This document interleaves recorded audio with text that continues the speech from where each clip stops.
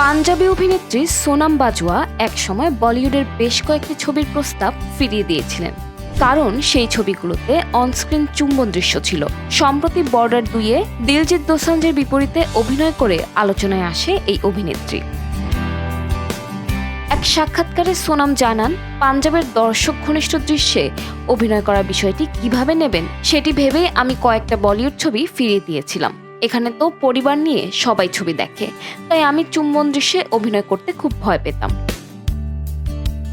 তিনি আরও বলেন, যারা আমাকে এতটা ভালোবাসা দিয়েছে তারা বিষয়টি কিভাবে দেখবে, আমার পরিবার কি বুঝবে যে এটা শুধু ছবির দৃশ্য? মাথায় অনেক প্রশ্ন ঘুরছিল।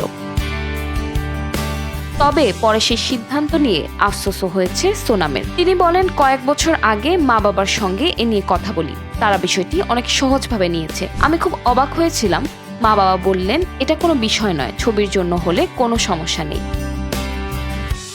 পাঞ্জাবি সিনেমার পরিচিত মুখ সোনাম বাজওয়া হোনসলা রাগ, তাপ্পাল, জিন্দ মাহি, জিন্দে মেরিয়ে সহ একাধিক জনপ্রিয় ছবিতে অভিনয় করেছেন তিনি। তার সর্বশেষ ছবি বর্ডার 2 মুক্তি পেয়েছে 23 জানুয়ারি।